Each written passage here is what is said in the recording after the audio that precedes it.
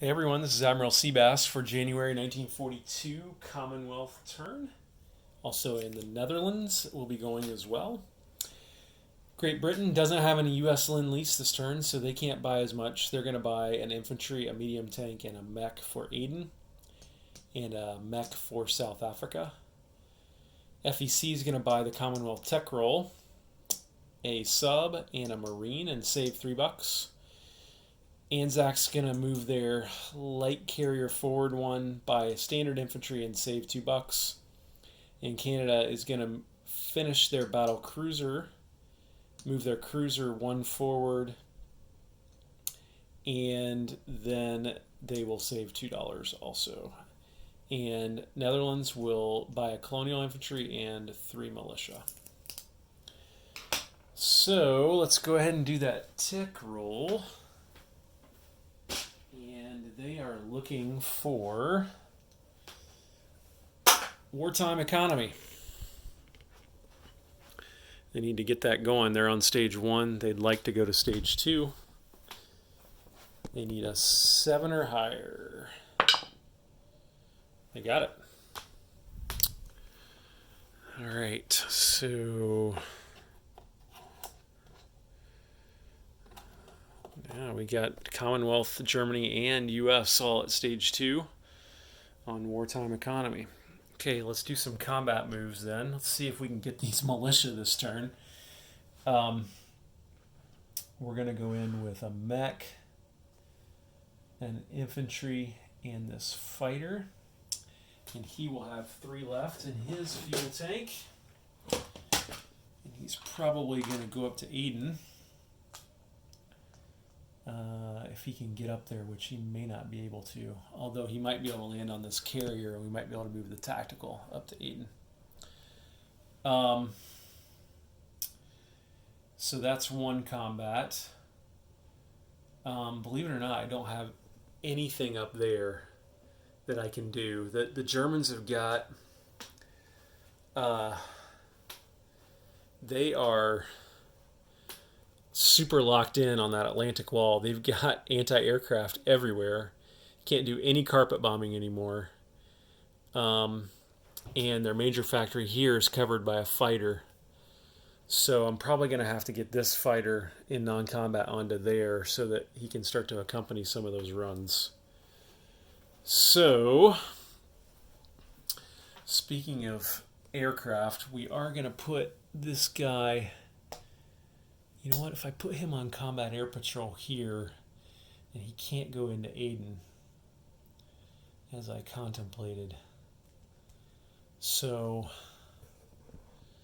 do we want to let this guy survive? He can't really go anywhere. I guess he could go up here, but what good would that do him? So you know what? I think we won't target him this turn. But what we will do is we'll move this coastal sub down here, and he will convoy the Japanese.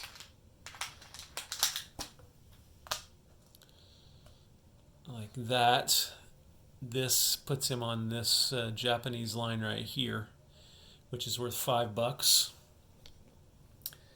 And then up here, we're going to move into force into Yunnan with these 3 infantry. And you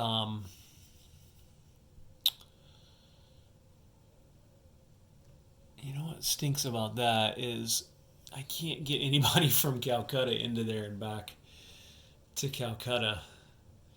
But I may not need... probably just need 1 fighter.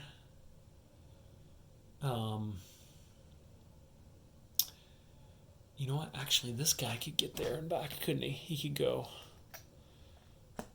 1, 2, and still have 2 left in his fuel tank. So let's do that. And he could get back to the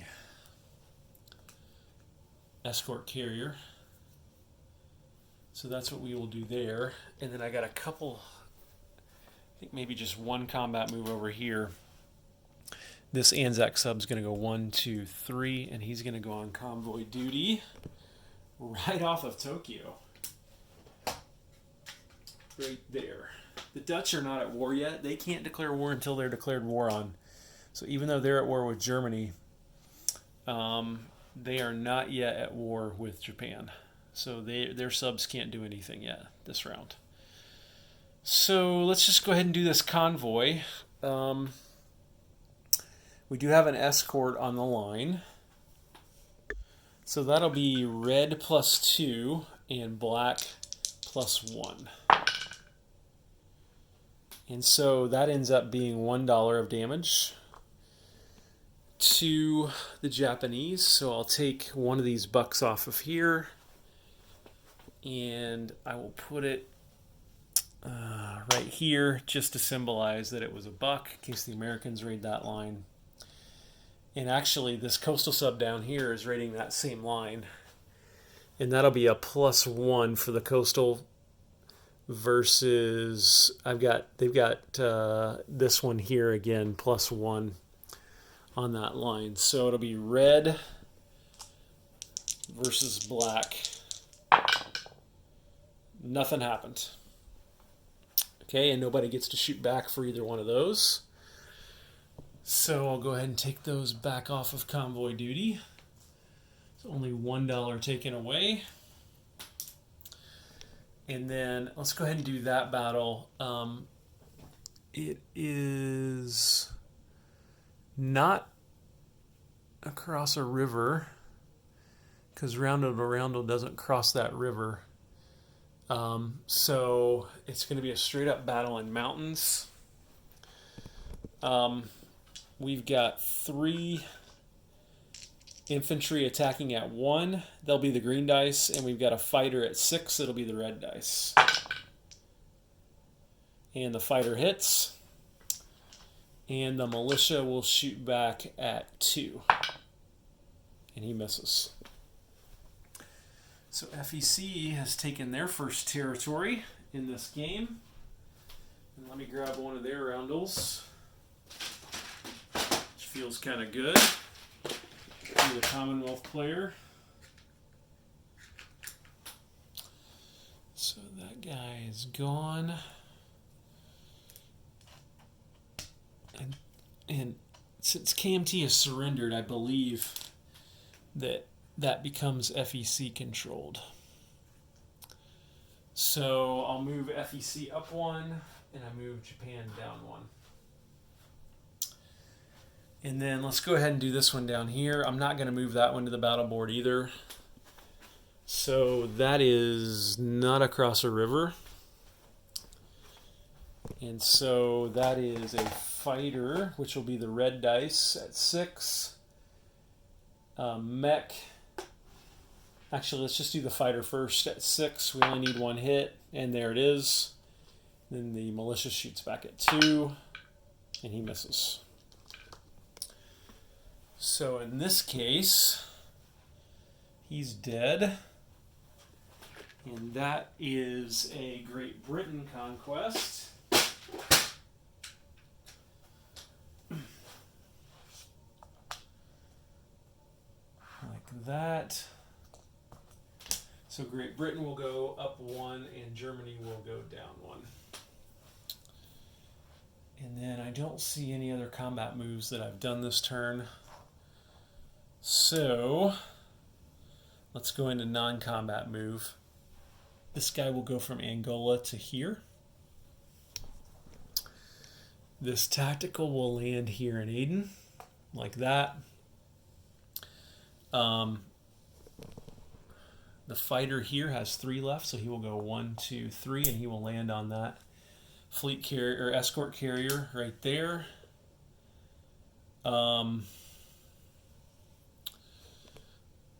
Down here, artillery and infantry will go there.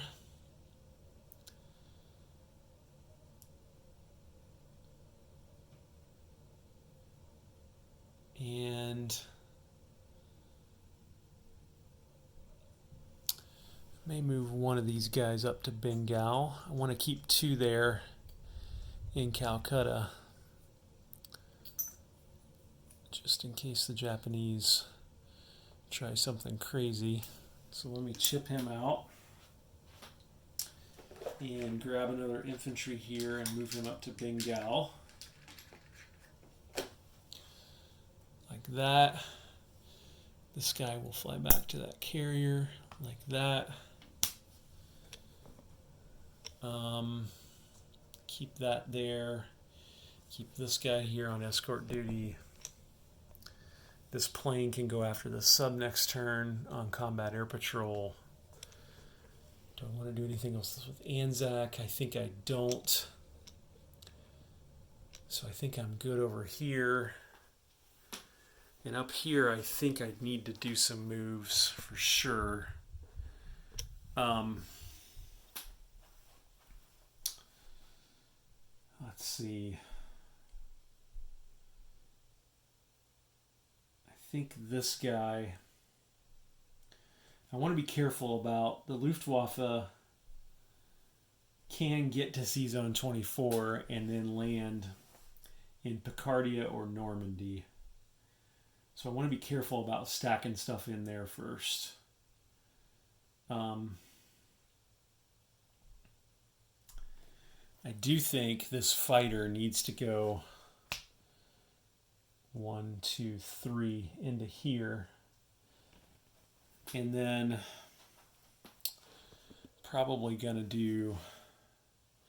How far do light carriers move? I can't remember. They move 3. So I'll probably do this 1, 2, 3 into here like that. And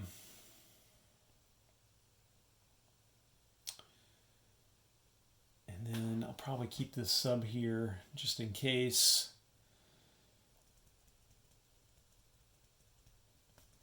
I think that's about it, honestly. I don't see anything else I want or need to do. So let's go ahead and place units.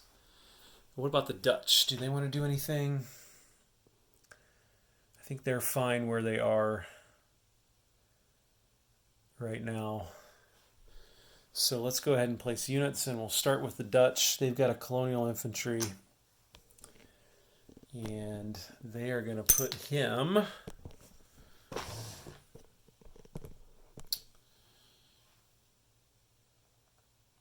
probably right there. So we'll put a chip underneath that guy like that. And then I've got 3 militia to place also. And so that's 1 per territory. So grab some chips. Again, we want to... Borneo and Java are the 2 keys that we need to defend if we're the Allies. So there's 1 there, like that.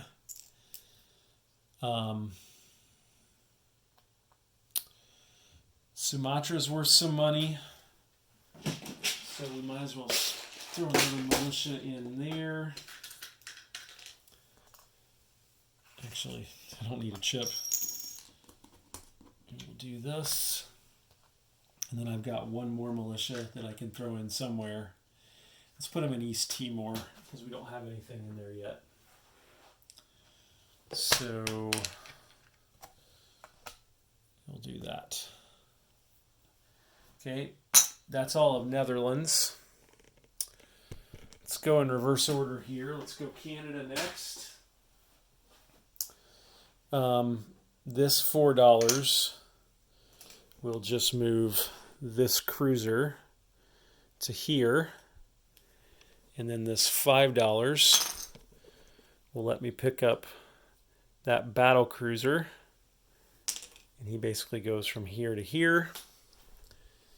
And then I get to place him at my Canadian naval base right there.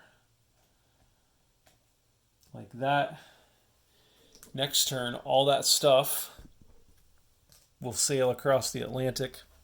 1, 2, 3 to here, and we'll join a Great Britain light cruiser and a battleship, and we'll finally have a navy in the Atlantic again. So, and Canada saved $2. Anzac for $3. moves their escort carrier up to there. And then for another $3, they get to put an infantry right there.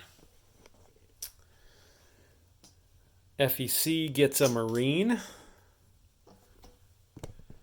which they will build their medium factory here. And what that does is it starts to let them contemplate an amphibious assault somewhere, maybe Malay, maybe somewhere in the Dutch islands at some point. They're just getting ready. And then they also built another submarine, which they will put there at that naval base. And they save $3 as well. Last but not least, Great Britain will pick up that mech and we'll put him right here in South Africa. And then the thing I was looking forward to the most was this, where they will place a medium tank, a mech, and one more regular infantry at their medium factory in Aden. So now Italy can come into Saudi Arabia with 2 infantry, 2 tanks. They might be able to get a couple more infantry in there to they could come in with a total of 3 regular infantry and 3 light tanks into Saudi Arabia. But then that would be subject to a serious counterattack by Great Britain land and air forces now that we've built up down here. So it's going to get real down here now between the Italians and Great Britain, and you got the U.S. maybe coming into the Mediterranean as well. So, all right, let's collect income. And Great Britain is on $15, and that's all they're going to get. They don't get any bonuses. So not too good for Great Britain. Only $15, and they got to spend most of that on Navy next turn. FEC saved $3, and they have 13 in income, and they don't get any wartime bonus. So that's $16. They're actually going to have more to spend than Great Britain. So I'll trade out their 3 and give them 16. Anzac, they are sitting on $7 in income. And they get 2 in bonuses. So that's 9. Plus they saved 2. So they'll have $11. Canada saved 2. They're on $5 of income. And so that's 7. Plus, now they're up to 9 with bonuses. Now they're up to 10. And they're up to 11 now because of the USA. So they're going to have 11 total dollars as well to spend next turn. So no Commonwealth nation is super powerful on its own, but this is 15, 31, 42, $53 they can collectively spend. Plus the Dutch are on $10, and they don't get any wartime bonuses, so they'll spend another 10. So that is where things stand now after the Commonwealth turn. Not a lot happening up there, but it's going to get real really soon. All right, everyone. This is Admiral Seabass signing off.